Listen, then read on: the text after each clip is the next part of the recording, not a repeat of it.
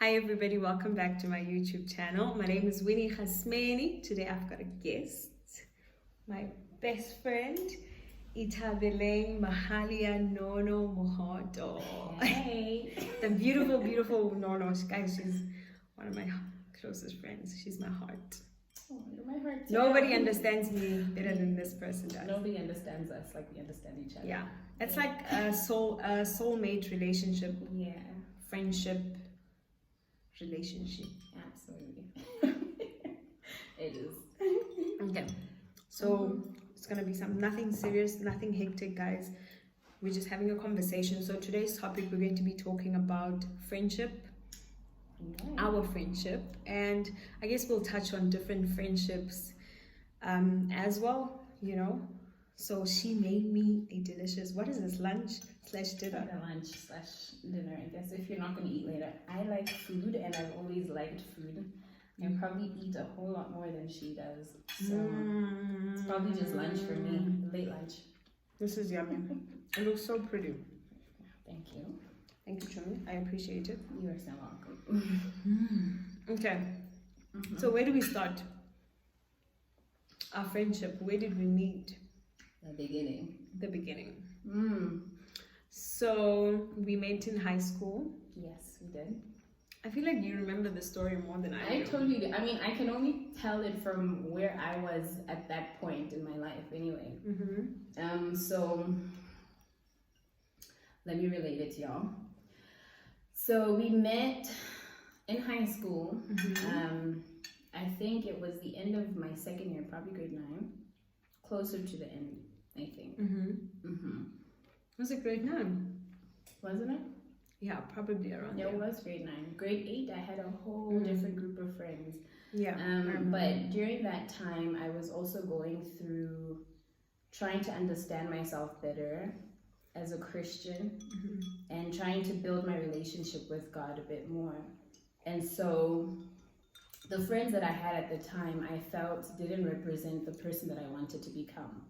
And I didn't feel free being a Christian around them, which made it really difficult for me. So I made this commitment, or I decided to get rid of all my friends around that time. And I spent most of my grade 8 year without any friends, and probably most of my grade 9 years as well, right? So around that time that we'd have, like, you know how every school has student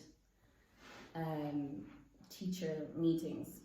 And so my mom would, every time they had student meetings, would always come back home and be like, yo, I met this lady and she has a daughter who's also in the same grade as you, and I think you guys would make really great friends. And you know, nobody wants their mom finding friends for them. I thought that was a little weird, so I was like, nah, mom, like, I'm not, I'm waiting for God. Figure it out. I kept on telling her, I'm waiting for God to give me friends. I'm waiting for God to give me friends. And little did I know that it was kind of divinely put together for us to end up together. I think, like, God somehow orchestrated it for us to find each other. But yeah, our moms kind of hit it off first.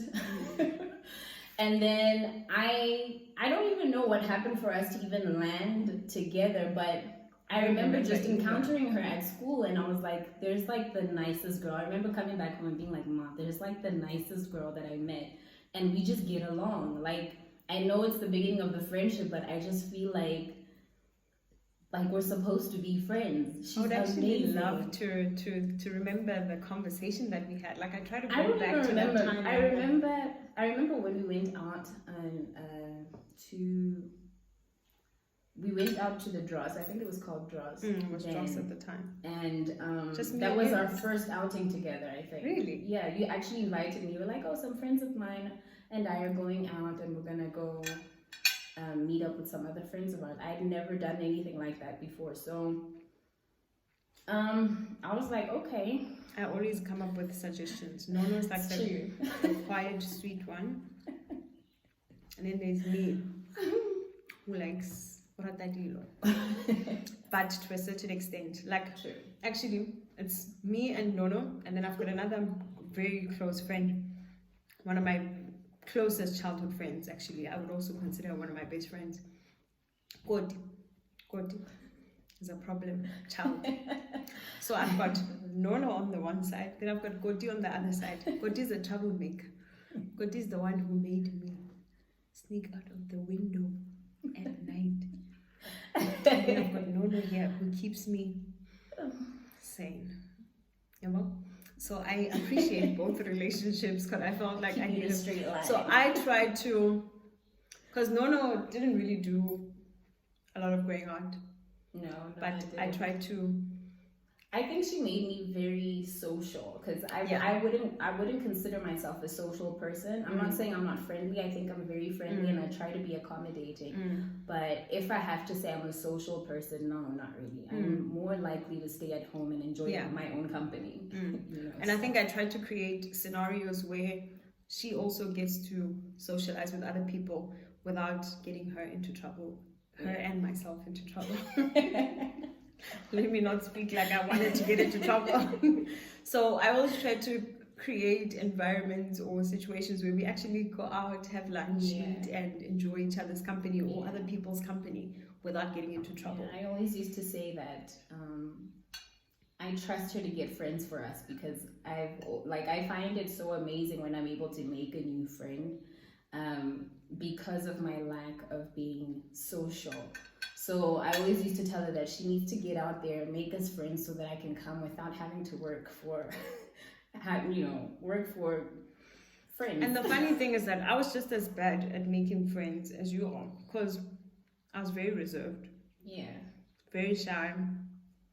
I was also helped. I don't know. I think it's just situations sometimes where you find you. I just remembered a story. So in grade 8, I was so bad at making friends. Literally, the first few days, I stayed and sat in the toilet by myself every single break until somebody came or noticed that I was sitting in the toilet during break times and Boniwe found me in the bathroom. And I felt so embarrassed and I just pretended like, oh no, I just got into pee. But she had probably been monitoring the situation. That's so when she's like, oh no, come chill with us. And that's how I started making friends at the school. Yeah, but I was never good at making friends either. And the other friends that I had were friends that I got from primary that we moved to Klerksdorp together from Delareyville. Yeah. So I never really had to go out of my way to actually hi, socialize. My name is Winnie. What's your name? And let's be friends. No. But how did you invite me to? Because I know for a fact I didn't put myself in your situation. I think you invited me to chill with you. Probably because I just happened to get along, and I was like, oh my gosh. And like I was saying in the story that when I went back home, my mom was like, that's the girl I was saying you should be friends with. And yeah, we just hit it off. I remember, I think the second time we went out, when we went to the Dross, that was, I think for me, the thing that kind of confirmed our friendship for me. And I actually went back and I thanked God for her. And, you know, it was a sense of just knowing that God orchestrated. For me, it was a very spiritual thing. I was struggling a lot with confidence. I was struggling a lot with, you know, just a lot of internal things. And here I was, and I met this person who just... And I think like you just oozed confidence. You oozed, you know what? I know that God made me beautiful and that I was confident. Well, baby, it worked because you helped me. I just had an aha moment when you say that, or an epiphany, as they call it. Like, you know, sometimes you were saying, you're talking about spiritually how we met and stuff. Yeah. For me, it wasn't even. I grew up in church, but for me, making friends and stuff wasn't really spiritual. Or I didn't feel like I needed to consult or really think about it. Obviously, you know, something in you tells you that this is a good person. I probably reached out to you because I could feel something, even though I couldn't put it into words, that it's a spiritual thing. But I'm just thinking now that for so many people, that could be the case where you don't realize that God puts somebody in your life for a certain reason. They put somebody right to where they need to be for you without you even thinking of it as a spiritual thing. And you look back at it or on it maybe and you realize, you know what, I was actually going through something and this particular person helped me either get over something or help me move.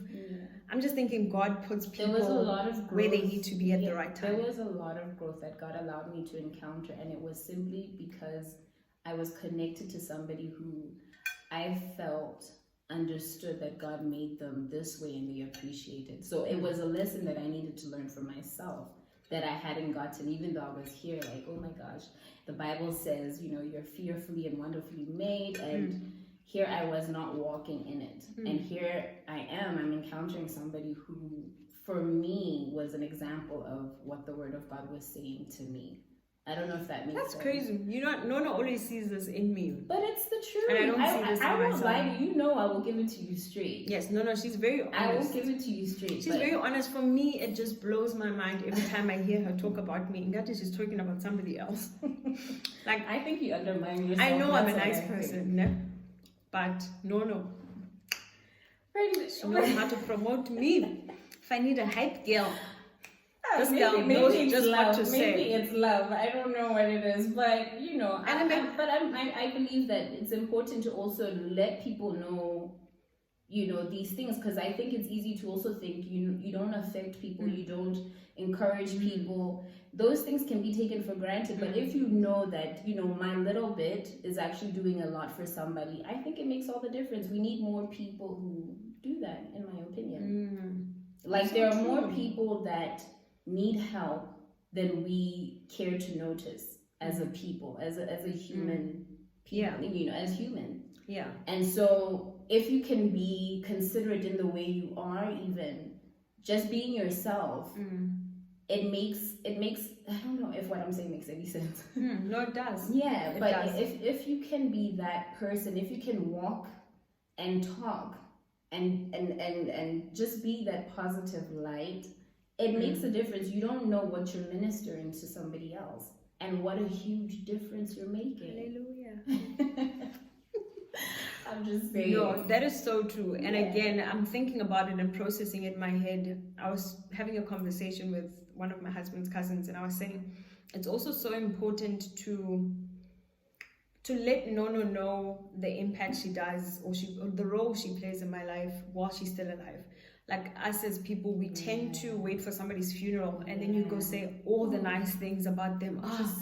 Nono was this. Oh, she was such a remarkable person. She changed my life. But while she was here, I never got a moment where I actually told her how much I appreciate you, the impact that you've made in my life. You've always done You that. know? Yeah. Yeah, but I'm just saying, I feel like it's a lot of important to people do that. don't Don't do that. They Don't think go. because we're friends and we communicate on a daily You basis, should know. Like, you should it's know like, that you I should love know. you. You should know, like, we know. get along, we never fight. You Yeah. know how I feel about you. But I think it's so It's important to say, to articulate and express it. Yeah, it's the so love. important. It's and the so appreciation. Sometimes it's not even just love, and it could be with different people, not necessarily somebody you've got a relationship with, just a random person who's played a certain impact or role in your life, just to say, listen, this is what you did for me, this is how you impacted my life, and I appreciate it so much. So yeah, Absolutely. that's Absolutely. amazing. And so I'm really blessed to have that type of friendship. And not only that, I think being able to express these things, you'd be surprised how much growth happens in your friendship. I think I learned that friendships that have lasted longer than 7 years are lifelong. They're one of those to death. To the death type of friendships. Do us part. So yeah, till death do us part. And so, but that comes with being able to communicate the things. I mean, it's not that we haven't had our disputes, and even in that, we know how to communicate that in love, so that we don't step on the other person's toe. I think that's one of the things we learned to do at a very early age, or a very early stage of our friendship. Learning how to communicate our dislikes in love. And you know, and in the same way we're able to express that we love each other and we care about each other and that we're here for each other, we need to be like, you need to be frank with your friend. I think that contributes greatly to it. And I think that's one of the things that I really, really appreciate about our relationship, is that I can really be fully myself. Same. Like, I feel like Nono genuinely understands me, loves me, and tolerates me. I was actually thinking about that You today. I know? was like, oh my gosh, like where on earth am I?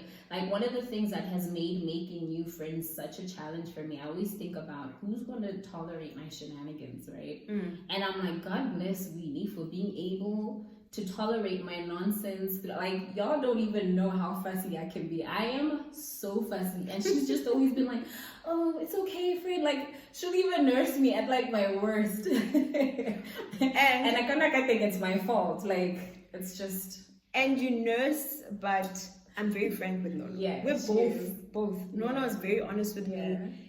And that's what I appreciate, man. I love the fact that whatever she feels in her heart or she's thinking of, she's not afraid to say, but to me, this is what I believe in and this is what I think. So as much as sometimes we are very different, we are not very different. Not too different. I think there's a lot of things that we are very alike. I think that's why our friendship. We do have a few. But there are differences. Yeah. But through the differences, we are able to be completely honest with each other and say, but no, that's your opinion though. What you think is this, and this is what I think, and we talk it through, and sometimes we just agree that let's agree to disagree. Different, like it's okay. And it's not a fight. Nobody's upset. No. like this is a different kind of relationship. Like we always say, like we were soulmates, literally. Like I don't know if you guys have experienced it with anybody, but like that's like this is the type of love where if it was a boy and a girl, like we would have been the relationship would work and would probably last forever. And it would last forever because it's genuine. There's honesty. There's so much love. There's so much respect. So much kindness. So much understanding. Absolutely. It's so. And so much fun, and so much fun, and so much fun. humor. Yeah, I think we do. We have like we have very our cheesy moments, and very awkward, and we understand each other. Yeah, the cheesiness, the quirkiness. It was so funny when we go out when we were younger. Like people would find it so strange that a lot of the things that they got we wouldn't get, and it's because it's like we've always been in our own little bubble, and we've been okay with that. Like we're not trying to compete with anybody. We're not trying to meet anyone's standards. Like we're in our own thing, and it's been okay with us. And I think that's what makes our friendship so beautiful. The fact that we're not in a rush, we're not competing with one another, we're not competing with anyone outside, and we're okay with that. And I remember you just saying that. I remember even in high school we used to be called all sorts of names, because we did everything at our pace. Even though certain things were happening in high school, we literally took our time, and it didn't bother us that other kids were doing this or they weren't doing this. We were not competing with anybody. We just literally we were in our own bubble. And I'm so grateful that we had each other as well to, like, I feel like, let's say if I didn't have Nono in my life, I would maybe feel the pressure to succumb to certain things that were happening in high school because I would be the only one who wasn't doing certain things. So because we were together, it just made it easy to say, it definitely just overlook it and move on. I actually think that I would have turned out different had you not come, at the time that you did. I would have either become a very there's two, like these are the two things that I think I would have become. I would have either become a very stuck up individual because I've always been uptight, and having her has helped me loosen up in things that it's not necessary to be. I've learned that it's okay to let go. It's okay to let go and just live. Or let loose a little. Let loose a little. And which has been a blessing. And as you get older, because now you're aware that you can let loose, you know what your limits are as you get older. You learn to create those limits based on, now I know that there's a freedom I have. Now how do I make sure that this freedom responsibly. How do I experience my freedom responsibly? Because I've always been that type. Like I've got to do everything, in a particular order. And like this girl is difficult. Like you don't understand. Like I'm impatient with her. Well, thank you, baby. Like thank you. Like I'm trying to explain it. Like she know. I think she knows what you. When you know what you want. Yes. And I'm very driven to get it. Yes. And you want a particular outcome. and you want a certain outcome. Yeah.